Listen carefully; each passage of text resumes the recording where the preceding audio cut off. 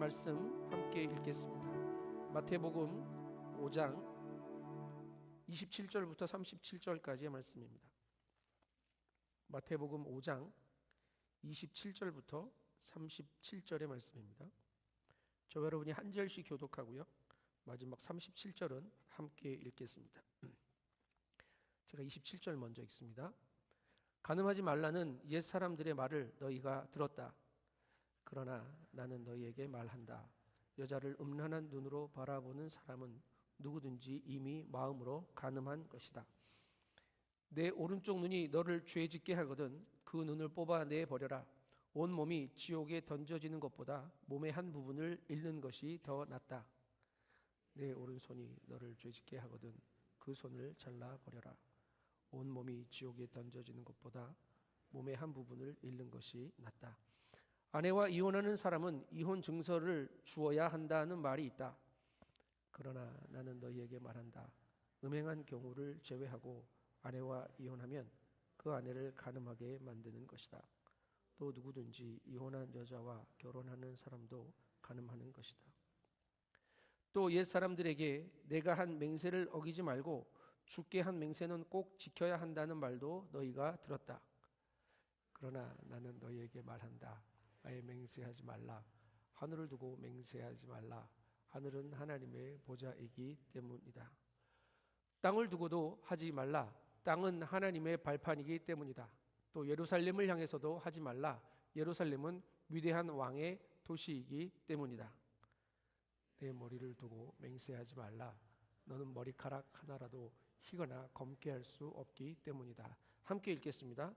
너희는 그저 예할 것은 예하고 아니요 할 것은 아니요만 하라. 그 이상의 말은 악한 것에서 비롯된 것이다. 아멘. 아멘. 옳은 세대만 이해할 수 있는 세대 맞춤형 농담인데, 마음은 박남정인데 몸은 김정구다, 이런 말이 있습니다. 80년대 후반을 휩쓸었던 댄스 가수 박남정, 마음은 그 사람처럼 뭐 다 출 수 있을 것 같은데, 어머니 김정구 선생님 눈물 젖은 드만강을 불렀던 그 템포에 젖어 있어가지고 안 된다, 무겁다, 뭐 이런 얘기예요. 근데 여러분, 세월이 흘러서 지금 박남정 씨가 그때 김정구 씨 나이쯤 됐습니다. 그리고 박남정 씨 딸이 아이돌 가수로 데뷔를 했더라고요. 그래서 아빠하고 나와서 춤추는 걸 봤는데, 이 박남정 씨는 몸은 안 늙는 것 같아요. 그 부분은 몸도 여전히 젊은 것 같더라고요. 마음은 안 따라줘요. 몸이 안 따라줘요. 이건 그나마 나을 것 같아요. 마음은 원인데 몸이 안 따라주니까. 근데 대신 마음이 안 따라주지만 마음은 성숙해져 가지 않습니까? 몸이 좀 안 움직이면 어떠냐? 내 마음이 더 깊어지고 넓어지면 충분하지 않겠나? 이런 생각을 할 수 있겠죠. 세월의 문제라면 넉넉히 우리가 감당할 수 있습니다. 그런데 이게 뒤집어졌다고 생각해 보시죠. 몸과 마음이 뒤바뀌어 있다고요. 몸은 잘하고 있는 것처럼 보이는데 마음이 그렇지 못한 문제 말입니다. 신앙의 문제에 있어서 이 부분은 더 중요하고 더 심각합니다. 사람들이 볼 때는, 밖에서 볼 때는 뭔가 잘하고 있는 것 같고 잘 지켜서 복을 받는 것처럼 보이는데, 동기와 중심을 보시는 하나님의 관점에서는 그렇지 않다면 이 진짜 문제죠. 바리새인들, 종교적인 신앙인들의 문제입니다. 예수님은 그런 바리새인들과 서기관들을 향해서 화 있을 거다라고 선포하셨고요, 그들을 회칠한 무덤이라고 책망하셨습니다. 지난주에 묵상했던 말씀을 기억하시죠? 너희가 율법 학자들이나 바리새파 사람들보다 더 의롭지 않으면 결코 하늘나라에 들어가지 못할 것이다. 우리는 바리새인들보다 더 의롭습니까? 더 온전하게 잘 신앙하고 있냐는 질문입니다. 그것을 확인하는 구체적인 예들을 예수님께서 지난주부터 계속 이야기하고 계시죠. 지난주는 살인의 문제를 이야기하셨고요, 오늘 본문에는 간음에 관한 문제, 결혼과 이혼에 관한 이야기, 그리고 말로 하는 맹세를 지키는 것에 대한 문제들을 다루고 계십니다. 간음, 이혼, 맹세, 이거를 다른 언어로 바꿔볼까요?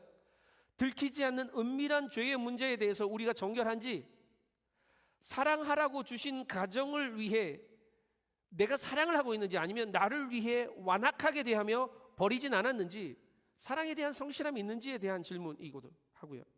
그리고 신실하지 못한 말과 행실을 다른 것들을 동원해서 추스리려고 하는 우리의 악함과 약함에 대한 이야기들입니다.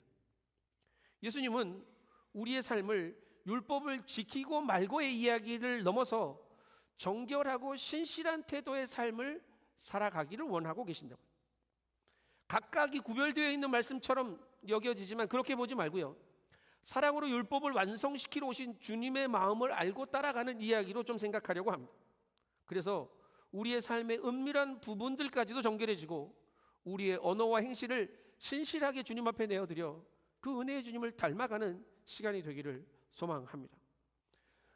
성적인 도덕 기준이 무너진 시대를 살아가고 있습니다. 어쩌면 성의 문제는 가장 감각적이고 쾌락적이기 때문에 시대를 막론하고 인생들을 악으로 끌어넣는 지름길, 통로가 되어 왔습니다. 하나님이 주신 겁니다. 귀한 거거든요.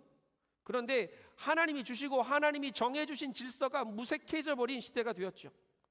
성 정체성은 개인의 선택에 따른 영역이라고 주장하는 시대가 되었습니다. 여러분, 5월 달에 캐나다 인구 센서스 들어가셔서 웹사이트에서 하신 분들 많이 계시죠? 처음 해봤거든요. 당황스럽습니다. 제가 남자인지 여자인지만 고르면 될 줄 알았더니 골라야 될 선택지가 너무 많아요. 식구들을 다 하려고 하니까 엄청난 고민을 하면서 혹시 잘못 찍을까 봐 마음이 씁쓸했습니다.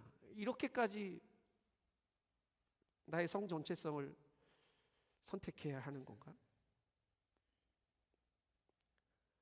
자녀 세대에게 혼전순결을 가르치는 일이 마치 시대에 뒤떨어진 사람처럼 여겨지는 세상이 되어버렸습니다. 성의 문제에 관해서 어디까지가 죄이고 어디까지가 허용될 것 같습니까? 여러분은 어떻게 살아가고 계십니까?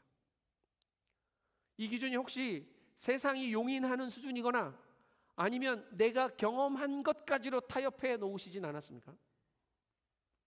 율법에 간음하지 말라는 명령이 있습니다. 10계명의 7번째 계명이기도 합니다. 이 계명만 육체적으로 범하지 않으면 괜찮은 걸까요? 그래서 7계명 간음하지 말라는 그 계명을 어긴 사람들은 적발해서 가혹하게 처벌하고, 나는 그러지도 않았으니 괜찮으면 되는 걸까요? 나는 동성애자도 아니고 그런 거 해본 적도 없고 생각도 안 해봤으니까 괜찮고, 그런 죄인들은 우리 근처에도 오지 못하게 하면 우리가 거룩해지는 겁니까? 예수님이 이렇게 말씀하십니다. 27절 28절 말씀 같이 읽어보겠습니다. 시작. 너는 간음하지 말라는 옛 사람들의 말을 너희가 들었다. 그러나 나는 너희에게 말한다. 여자를 음란한 눈으로 바라보는 사람은 누구든지 이미 마음으로 간음죄를 지은 것이다. 어떻게 하면 좋을까요? 예수님의 말씀은 완전히 다르지 않습니까? 세상은 간음하지 말라고 했다라는 말은 너희가 들었는데 나는 너희의 눈, 너희의 마음에 대해서 지금 이야기한다라고 하시거든요. 예수님은 우리의 동기와 내면까지 보십니다. 우리의 행위와 우리의 동기를 똑같이 취급하신다고요. 안 했으니까 괜찮지 않나요? 아니요, 내 마음까지 보신다고요. 요한복음 8장에 보면 간음한 여인을 현장에서 잡아다가 사람들이 예수님 앞에 끌어다 놓는 장면이 있습니다. 그리고 예수님이 어떻게 하나 보려고 물어보죠. 질문합니다. 모세는 율법에서 이런 여자들은 돌로 쳐 죽여야 한다고 우리에게 명령했는데 선생님은 뭐라고 말씀하시겠습니까? 라는 이야기죠. 이런 질문이에요. 그들의 속마음을 의역해 볼까요? 당신 율법에 대해서 자꾸 딴소리 하는데 이런 명백한 죄는 어떻게 할 거예요 도대체? 이 질문입니다. 현장범인데, 현행범인데 어떻게 할 거냐라는 거죠. 붙잡혀온 여인의 마음이 어떻겠습니까? 마음은 무너질 대로 무너졌을 거고, 수치, 후회스러움, 죽음을 각오해야 하는 상황, 어떻게 용서받을 수 없을까? 어떻게 하면 살 수 있을까? 무너진 마음 붙들고 속으로 기도하고 있지 않았겠습니까?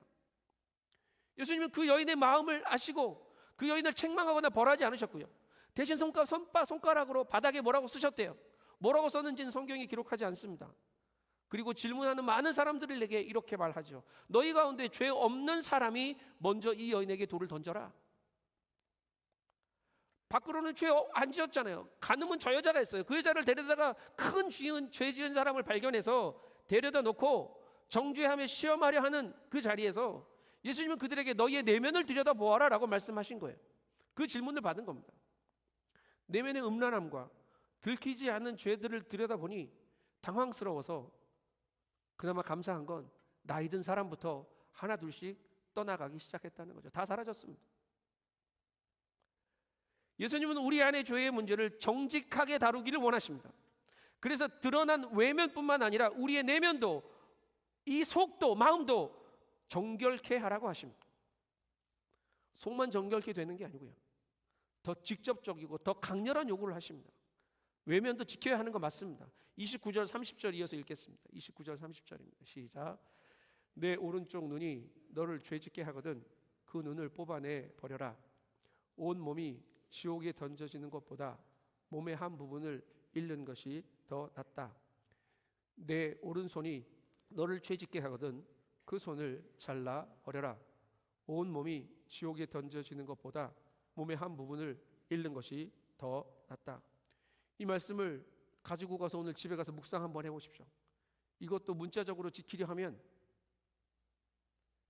율법을 문자적으로 지키려 했던 사람들과 똑같은 결론에 다다르게 될 겁니다. 3세기경에 거의 초기죠. 초기 기독교의 학자였던 알렉산드리아의 오리게는이라는 사람이 있습니다. 되게 유명한 분인데 이분이 이 말씀을 지키려고 금욕을 결정합니다. 그리고 음식도 잠도 포기해요. 그래도 잘 안 되니까 나중에 스스로 거세까지 합니다. 교회는 이후 이 잘못된 관행들을 법으로 금하는 규정을 만들어냅니다. 이 말씀 지키며 살려면 여러분이 오늘 제 설교를 눈 없는 목사의 설교, 두 눈 다 양팔 없는, 다리까지 다 없는 목사의 설교를 들어야 할지도 모릅니다. 입으로 지은 죄는 얼마나 많겠습니까? 이거 어디다 버려야 합니까? 눈을 빼라는 말씀이 아니라 보지 않기로 결단하라는 말씀입니다.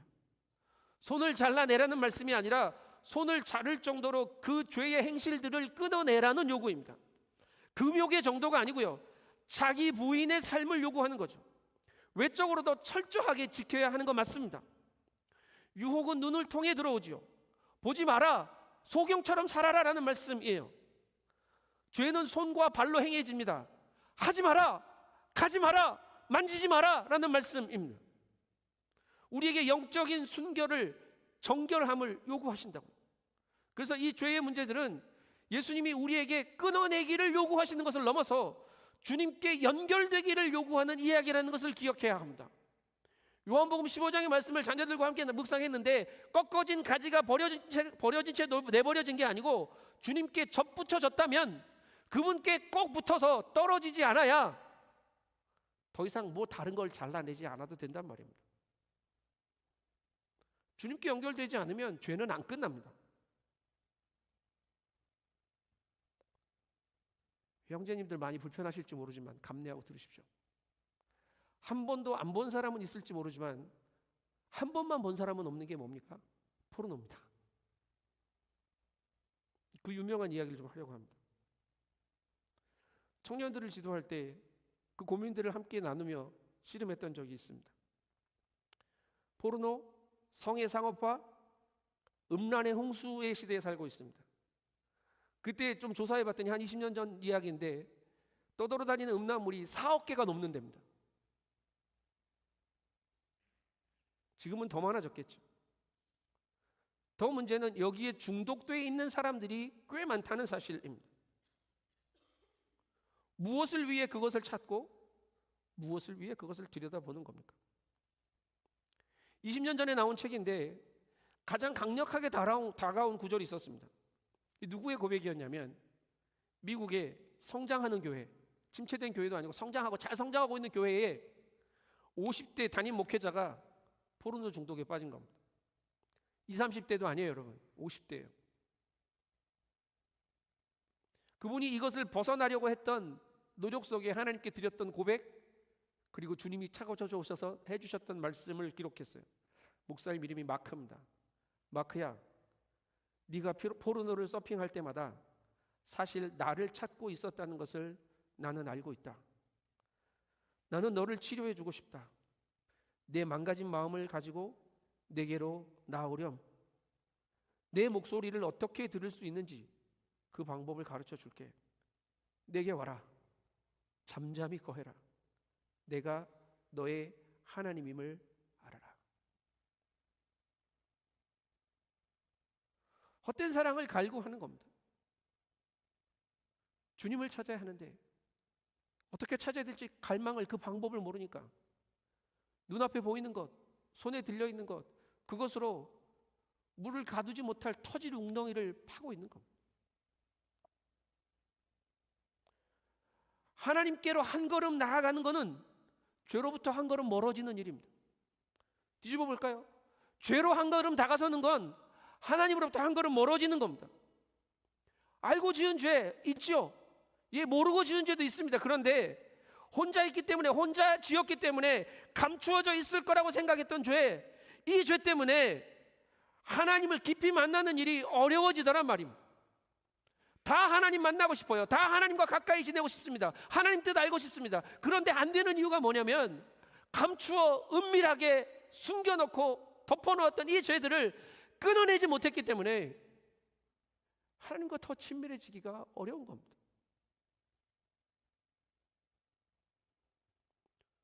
오늘도 하나님을 깊이 만나는 일이 어려운 분 안 계십니까? 주님을 만나시게 되길 바랍니다. 주님께로 한 걸음 더 내어디뎌서 나의 죄의 갈망, 채워지지 않는 터진 웅덩이 파는 어리석은 일 멈추고 생수의 근원 되시는 주님께 연결되어서 그 생수로 나의 모든 죄악을 씻어내고 그 생수를 날마다 마시고 누리고 살아서 우리 안에 정결함과 순결함과 그리스도의 충만함이 회복되기를 소망합니다.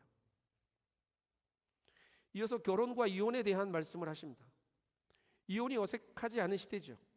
이혼하는 상황들을 들여다보면 이해됩니다. 그리고 인정도 됩니다.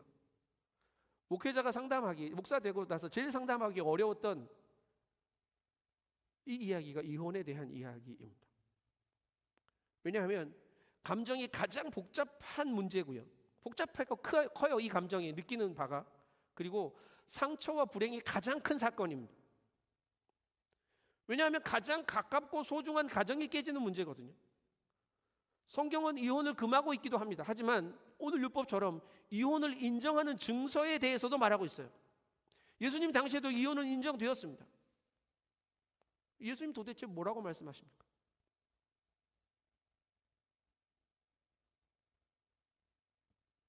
(31절) (32절) 말씀 읽겠습니다. 32절입니다. 시작. 아내와 이혼하는 사람은 이혼 증서를 주어야 한다는 말이 있다. 그러나 나는 너희에게 말한다. 음행한 경우를 제외하고 아내와 이혼하면 그 아내를 간음하게 만드는 것이다. 또 누구든지 이혼한 여자와 결혼하는 사람도 간음죄를 짓는 것이다. 아멘. 이혼 증서를 줘야 한다는 말이 있습니다. 오늘날로 따지면 이혼에 합당한 사유가 있으면 이혼이 가능하다라는 이야기처럼 들려요. 뭐 협의 이혼을 하기도 하고 요즘은 법원에 가서 이혼 판결을 받아야 하는 경우도 있습니다. 합의가 안 되면.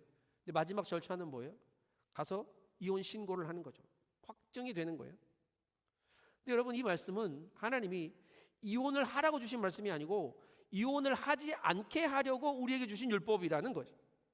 신명기 율법의 24장에 보면 이혼에 대한 기록이 있어요. 여자에게 부끄러움이 되는 일을 알게 되면, 그래서 싫어지면 남편이 아내에게 이혼 증서를 써서 내보내야 한다라고 기록되어 있습니다. 남성 우위의 사회에서 남자가 아내를 소유물처럼 여기고 자신의 호불호에 따라서 아내를 이기적이고 완약한 이유들로 버리고 이혼하면 안 된다라는 율법입니다. 제한된 조건 하에서만 증서를 써주어서 이혼을 가능하게 할 뿐만 아니라 이 증서는 여자가 버림받아 내버려지는 게 아니고 이 증서를 가지고 있으면 재혼을 할 수 있는 길이 열리는 그 증서였습니다. 이 율법을 이제 각자가 해석하기 시작한 거죠. 예수님 당시에 크게 두 학파가 이 율법을 해석했는데, 한 학파는 엄격하게 해석했고 이 힐렐 학파라는 학파는 되게 자연스럽게 너무 넓게 해석을 합니다. 그래서 이 학파에 따르면 요리를 못해도 이혼 사유가 됩니다. 놀랍지 않습니까? 외모가 평범해서 남편이 다른 여자를 찾아도 이혼할 수 있는 근거로 여겼습니다. 여기 자유로운 분들이 거의 없어요.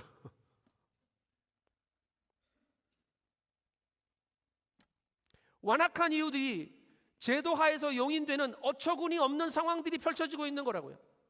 이게 유대율법만 그랬겠습니까? 조선시대의 칠거지약이라고 아시죠? 아내를 내보낼 수 있는 7가지 죄의 항목 중에 여러분 질투가 있다니까요. 남편한테 질투하면 쫓아낸대요. 자식을 못 낳으면 내보낸대요. 이게 말이 되냐고요. 요즘 상식으로는 이해가 안 되는 것 같죠. 그런데 우리는 우리 상식 안에서 우리 기준대로 이런 일들을 완악하게 여전히 사랑 아닌 행위들을 하고 있단 말입니다. 예수님은 율법을 이용해서 사랑까지도 완악하게 사용하는 당시의 사람들에게 진짜 율법의 이야기, 진짜 주님의 마음을 설명하시고 있습니다. 부부가 나뉠 수 있습니까? 대답을 못 하시네요. 나뉠 수 있습니다. 성도님들 만나서 얘기하다 보면 가정폭력, 배우자의 외도, 이혼하기 충분한 사유들이 보입니다. 들리고요.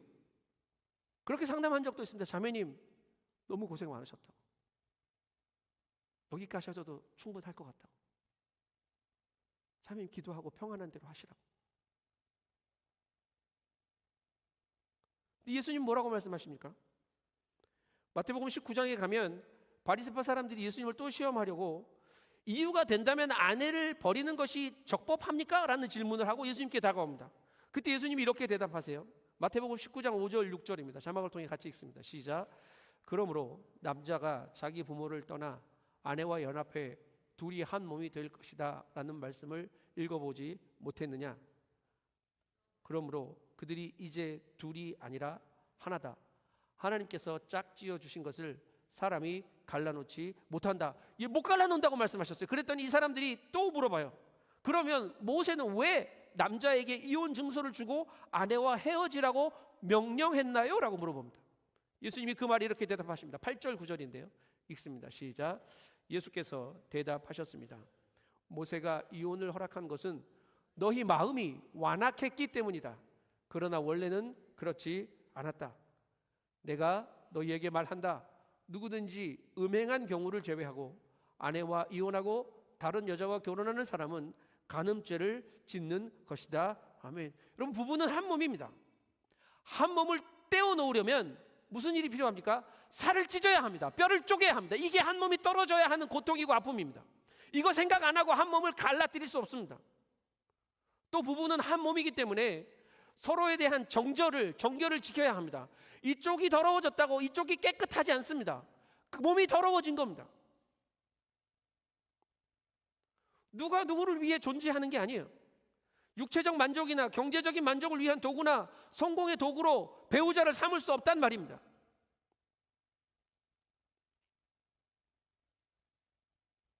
이혼의 의도 같은 맥락에서 나를 위해 이해되고 처리되어서는 안 됩니다. 너희의 완악함 때문에 주어진 율법이지 완악한 너희 마음대로 하라고 주어진 율법이 아니라고 하십니다. 인간의 완악함이 이혼을 합리화하는 핑계가 되어질 수 없습니다. 존 스토트 목사님은 오늘 이 결혼과 이혼에 대한 말씀을 이렇게 정리해요. 바리새인들은 이혼의 근거에 집중했지만 예수님은 결혼 제도에 집중하셨고요. 바리새인들은 모세의 이혼 규정을 명령이라고 말하고 있지만 예수님은 그것을 인간의 마음의 완악함에 양보하신 규정이라고 설명하십니다. 바리새인들은 이혼을 가볍게 생각했지만 예수님은 그것을 너무나 심각하게 생각하셨다고요. 단 하나의 예외를 빼고는 이혼 후의 모든 재혼을 간음이라고 말씀하고 계시지 않습니까? 방법을 달리 생각해야 합니다. 그리스도인은 하나님 나라의 백성은 살아가는 법이 다르다고 마태복음 5장 앞에서부터 계속 이야기하고 있잖아요. 팔복을 이야기 들었습니다. 이게 그리스도인이 살아가는 방법이라고 이야기 들었어요. 그 차원으로 다시 접근해 보자고요. 온유하고 화평케 하고 심령이 가난하고 긍휼히 여기는 사람이 어떻게 자기 아내를 내쫓을 수 있단 말인가? 크리소스톰의 이야기입니다.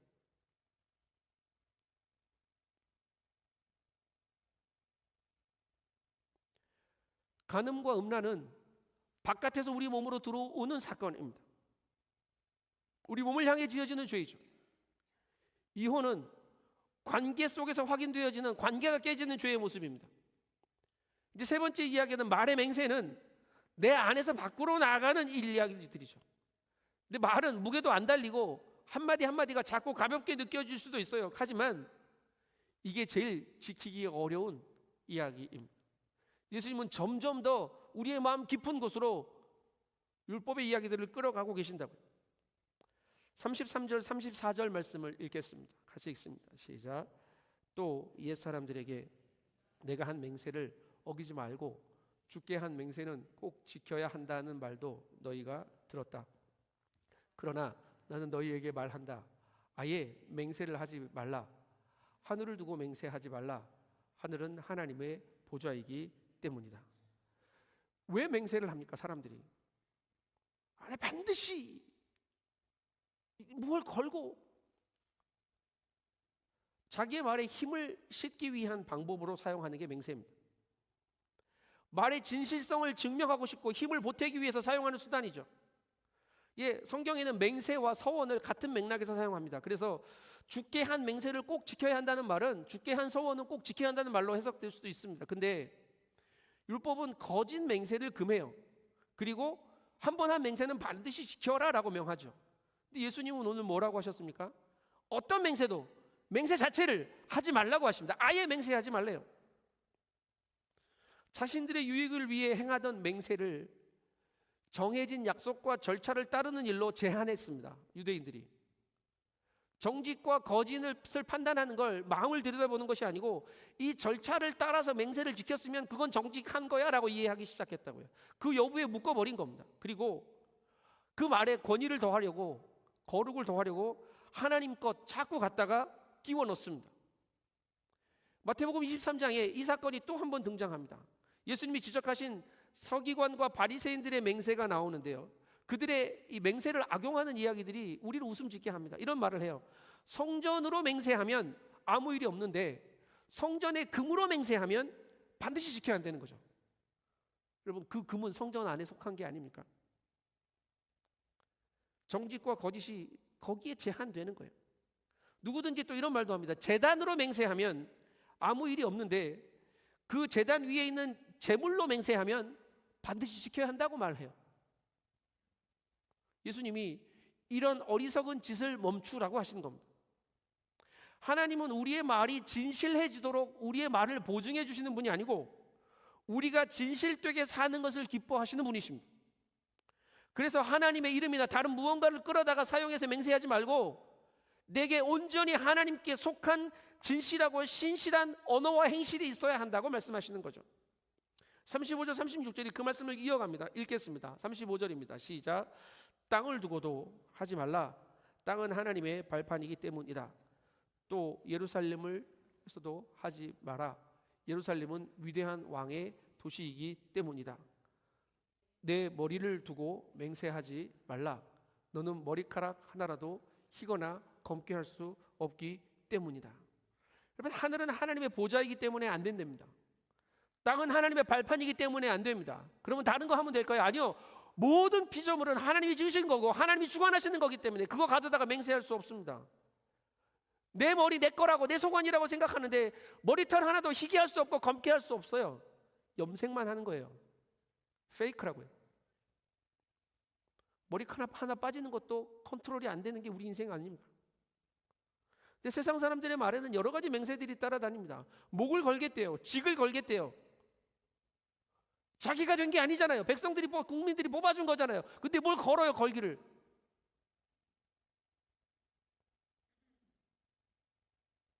지키는 사람 하나도 못 봤습니다. 정작 아무것도 본인 뜻대로 할 수 없다는 것을 알게 될 뿐입니다. 그래서 그리스도인들의 말과 행동은 세상과 달라야 합니다. 진실하고 신실한 말과 행동으로 삶을 보여줘야 하는 거죠. 맹세가 없어도 신뢰를 받아야 합니다. 정직한 말로, 변함없는 말로 살아내는 거거든요. 여러분, 우리의 말은 내가 만들어내는, 내 입으로 한다고 내 속에서 나온 말이 아니라 하나님으로부터 주어진 말입니다. 우리의 모든 말은 하나님을 향한 고백이에요. 왜요? 하나님이 듣고 계시거든요. 그래서 우리의 말은 하나님을 통과하는 말이 되어야 합니다.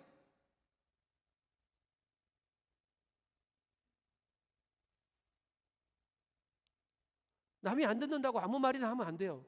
하나님이 듣고 계시거든요.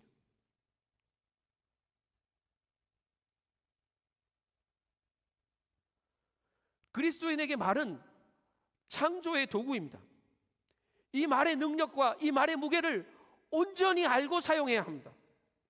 하나님은 말씀으로 천지를 창조하셨고 당신의 하신 말씀을 다 이루십니다. 그리고 말씀으로 만물을 붙들고 계시고, 그래서 그분께 붙들린 하나님과 연결된 우리의 삶은 하나님의 말씀이 우리의 삶에 체화되어야 하고 그 말씀이 우리의 성화되는 일들로 이루어져야 하는 거죠. 그래서 우리 많은 말을 해야만 하는 사람들이 아니라 하나님 앞에서 그분의 음성에 응답하는 일이면 충분한 삶을 사는 사람들이 그리스도인들입니다. 37절에 예수님은 이렇게 말씀하십니다. 같이 읽겠습니다. 시작. 너희는 그저 이해할 것은 이해하고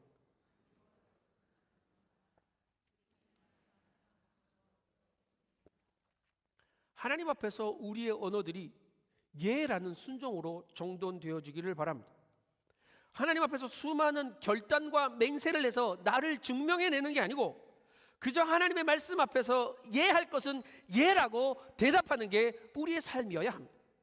세상을 향해 아니요 할 것은 아니요라고 말할 수 있는 믿음과 담대함과 순종이 요구되어지는 삶이 그리스도인의 삶이라고요. 바울은 고린도 후서에서 예수 그리스도의 순종이 오직 예스로 나타났다고 선포합니다.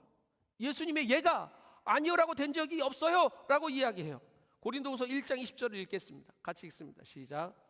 하나님의 약속은 그리스도 안에서 얼마든지 예가 됩니다. 그러므로 우리는 그를 통해 아멘으로 하나님께 영광을 돌립니다.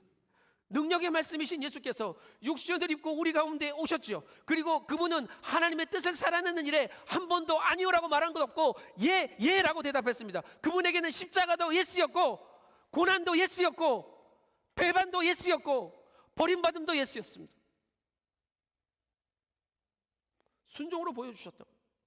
그 예스를 우리는 이제 아멘으로 그분의 말씀과 순종에 동참함으로 우리의 모든 말들이 예수의 능력이 되는 예를 주님과 함께 살아내면 되는 겁니다. 성도에게는 맹세가 필요하지 않습니다. 주님의 말씀에 대한 순종이 그리고 그 말씀과의 온전한 동행이 필요한 거죠.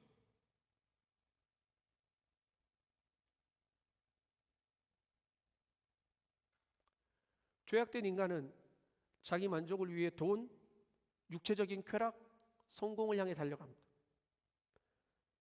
거짓말을 만들어내기도 하고요. 자신을 높이기 위해 상대방을 비방합니다. 사랑해야 할 대상을 완악하게 대하고 만족 없는 사랑을 추구하느라 감각적인 쾌락을 쫓아 살기도 합니다. 그리고 하나님이 주신 율법까지도 그런 자신의 욕망을 합리화하는 도구로 사용하죠. 그래서 예수님은 사람들이 자기의 편의에 따라 해석하는 율법을 다시 하나하나 설명하고 계시는 중인 겁니다. 간음, 이혼, 맹세, 쪼개진 계명이 아니고 우리의 삶에 다시 정돈되어지고 세워져야 할 그리스도의 사랑의 이야기입니다. 헛된 사랑 쫓아가 마음의 정결함을 빼앗기고 삶을 쾌락의 도구로 송두리째 내어줘 버리는 그 일을 멈춰야 합니다. 보지 말고 하지 말고 가지 말아서 우리의 중심까지도 정결하고 순결하게 주님을 향하게 되기를 바랍니다. 주님은 우리를 사랑하셔서 우리가 나 자신을 사랑하는 이야기에 매몰되어서 겉모습만 온전해지는 것을 원하시는 게 아니고 우리가 주님을 사랑함으로 우리의 중심까지도 온전해지기를 원하십니다. 사랑하라고 주신 배우자와의 결혼을 통해 이루어야 할 사랑이 있습니다. 그 관계가 있거든요. 우리의 완악함이 그것을 깨트리지 못하도록 소중하게 잘 지키게 되기를 바랍니다. 옆에 앉아있는 사람, 함께 모인 우리 사랑하라고 묶어주신 공동체입니다. 우리의 완악함이 우리가 사랑해야 할 이 관계들을 깨트리지 못하게 해야 합니다. 하나님이 주신 사랑으로 서로를 돌아보고 나를 위한 가정이 아니라 하나님을 향한 가정이 될 수 있도록 온전하게 서로를 지키게 되기를 바랍니다. 사람들이 사랑할 때 나를 위한 사랑을 하거든요. 그래서 이거 아니다라고 말을 하니까 이제 이 가정을 지키기 위해 내가 너를 위한 사랑을 할게라고 말을 하는데 그 그거나입니다. 너를 위한 사랑을 하다가 내가 너를 위한 사랑을 이만큼 했는데 그러고 지쳐서 삐져요. 가정은요, 나를 위한 사랑도 너를 위한 사랑도 아니고 하나 되게 하신 예배 공동체로 부르신 이 가정이 하나님을 향한 사랑을 살아내는 공동체가 되면 됩니다. 그러면 그 가정을 하나님이 붙드시고 살리실 줄 믿습니다.